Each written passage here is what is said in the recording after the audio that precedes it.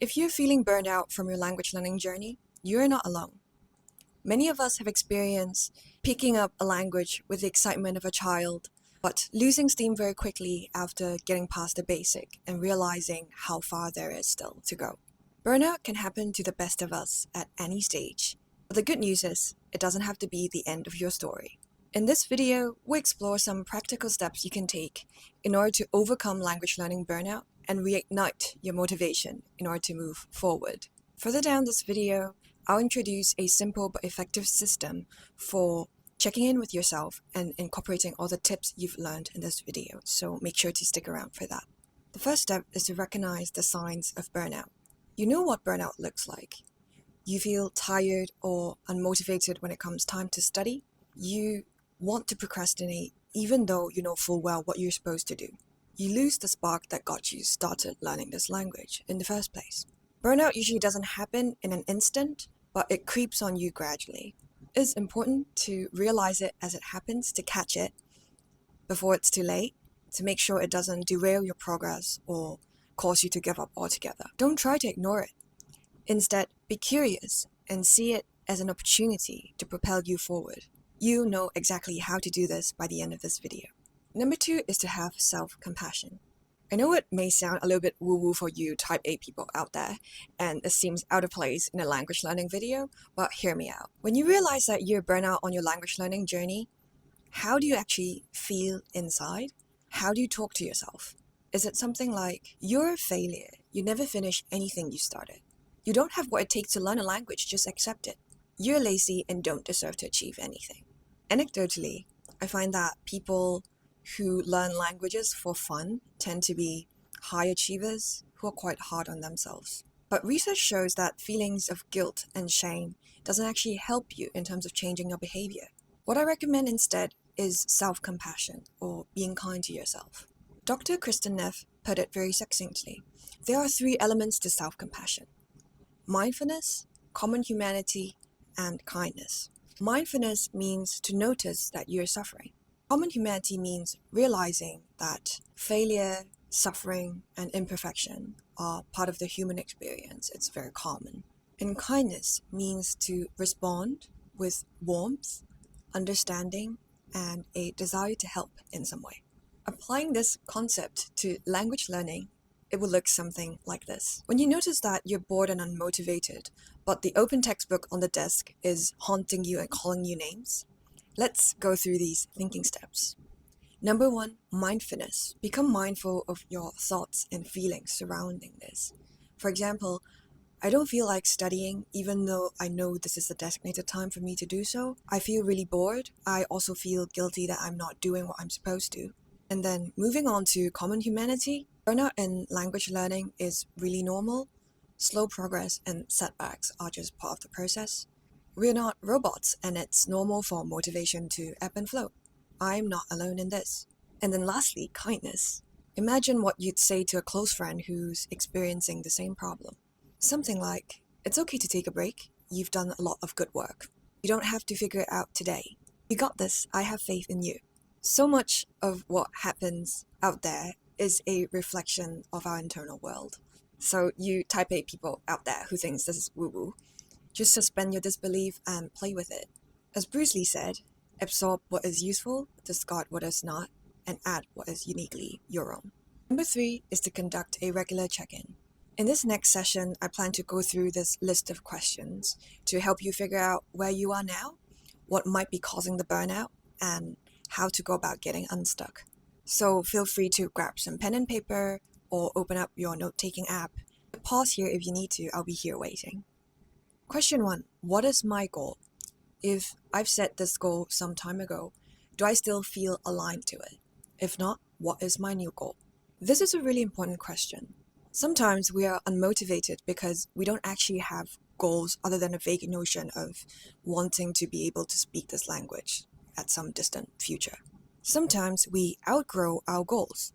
For example, you were studying to pass N3, and then you've passed it, and now you're just kind of floating around aimlessly because you don't know what to do with yourself. So it's time to really ask yourself, what is my goal now at this moment? Any kind of goal that feels true to you in the moment is a good goal. As long as you have a goal, you have a direction to move into, and movement in the right direction creates progress. If you don't have a goal, you have no direction, and movement is just movement. You're not actually going somewhere. You can have an outcome goal or a process goal or both. For example, passing N3 is an outcome goal where you're aiming for a certain outcome. And completing 15 practice questions each day is a process goal where the goal is to perform or repeat a certain activity. I also recommend setting impossible goals, and these are goals that are very nearly impossible. And the goal isn't for you to achieve it, but for it to stretch you and motivate you and put a fire under you. Something like, I want to be able to hold a conversation in Japanese by the end of this year, let's say. It may also be that you no longer have the need to learn a certain language. For example, you were learning Spanish because you were dating someone who speaks Spanish, but you guys are no longer dating, and you don't have a reason to learn Spanish otherwise. Is it okay to drop your studies altogether? Totally, absolutely, 100% yes. Dragging yourself to do something you don't actually want to do is stealing from yourself, because you could have used that time to do something that is actually meaningful to you. So don't force yourself to continue solely because you don't want to be a quitter. Sometimes quitting can be the responsible and respectful thing to do. If you need permission to quit, you have it now. Go find a new goal. Moving on to question number 2. What is my current learning routine? Do a quick audit of what resources you use for your language learning and roughly how much time do you spend on each of them. Number 3, what is working and what is not? Working here means 3 things. Number 1, it is enjoyable. Number 2, it fits into your lifestyle. And number 3, it is useful towards achieving your goal. Looking at the list of resources you've just identified, try and answer these questions. Number 1, on a scale of 1 to 5, how much do I enjoy this learning activity? Number 2, on a scale of 1 to 5, how well does this activity or resource fit into my schedule? Number 3, on a scale of 1 to 5, how useful is this activity towards achieving my goal? So you see here I've created a worked example, kind of outlining the resources I personally use for learning Japanese. And then the first column is how enjoyable do I find it from a scale to 1 to 5. Second column, how well does it fit into my lifestyle? And third column, how useful it is towards my goal. So you see here, for example, the Pimsleur course scores 3 on a scale of 1 to 5 on enjoyment, and 5 on how well it fits into my schedule, and 4 on usefulness towards my goal. This gives it a total of 12 points. I would like to highlight the enjoyment criteria here. It is the first criteria because it's the most important. Stealing a quote I recently heard from Joe Hudson, enjoyment is efficiency. If you enjoy a certain learning activity, you'll be consistent with it and eventually see results from it. You're in the unique position to tell what you find enjoyable. Some people like creating flashcards and revising them. Some people like hard copy textbooks and highlighting stuff and writing stuff.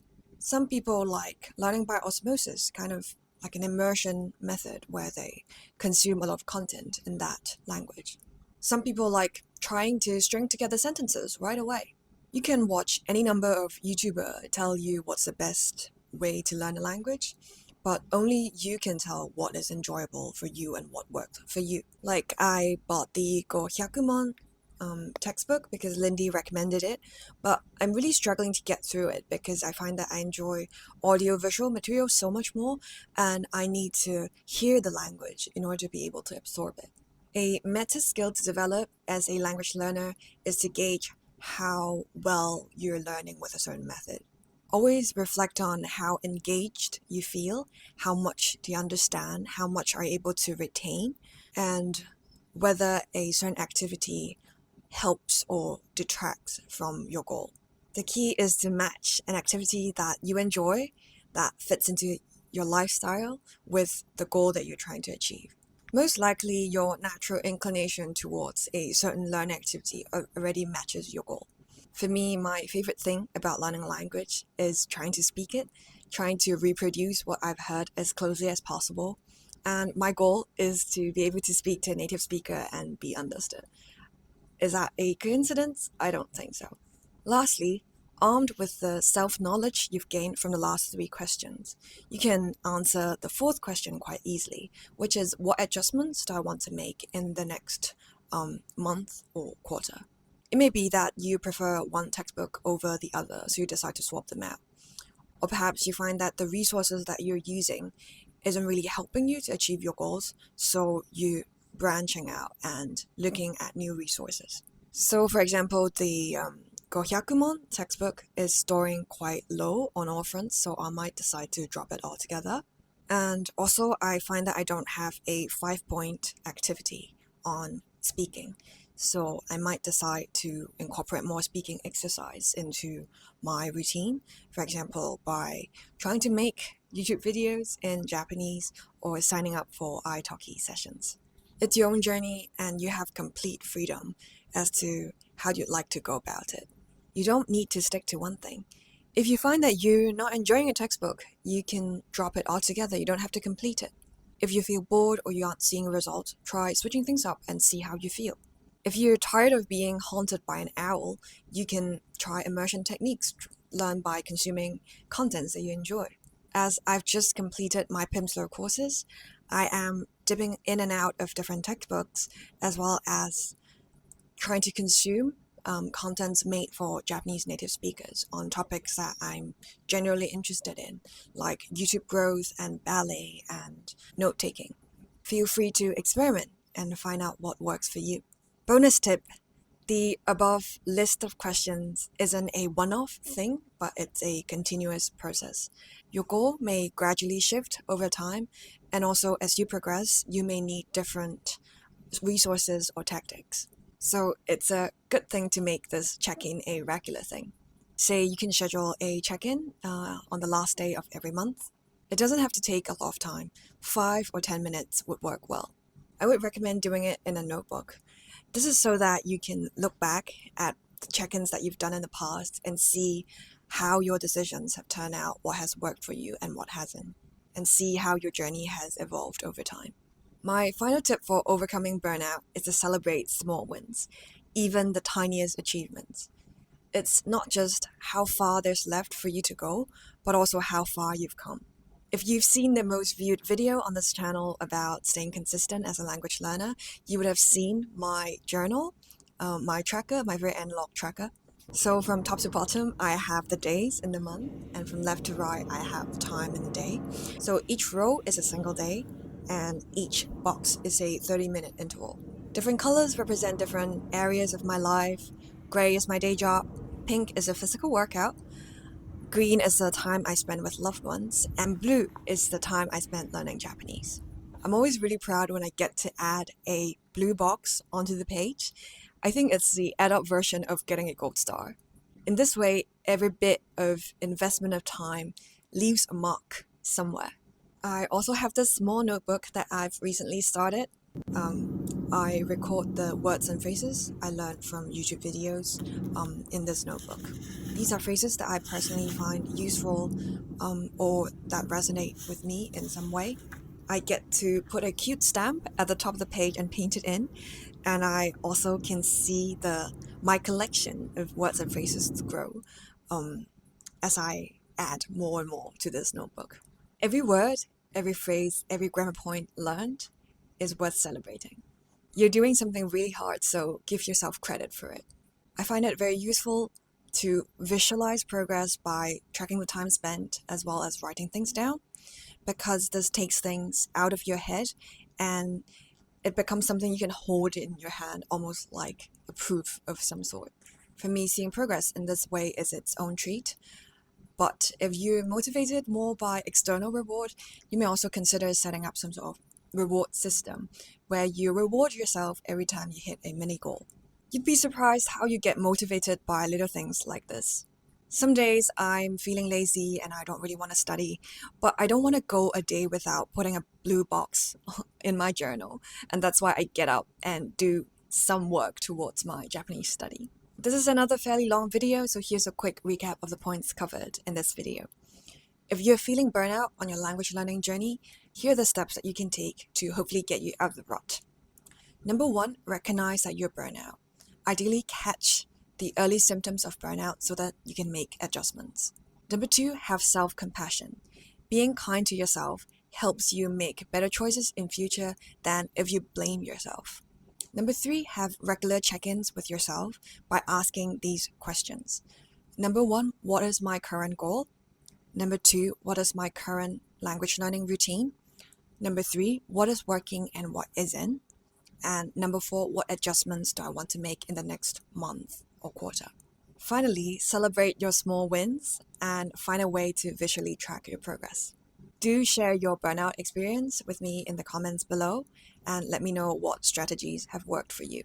If you're not quite burnt out yet, but you're struggling to stay consistent with language learning, you might want to check out this video where I talk about the strategies for staying consistent. 高評価、チャンネル登録お願いします。また次の動画でお会いしましょう。Bye bye! So I realized I forgot to introduce myself. My name is Yuki. I'm a lawyer and YouTuber based in Hong Kong. I apologize for my outfit. I'm about to go to a ballet class, so enjoy the video. Bye!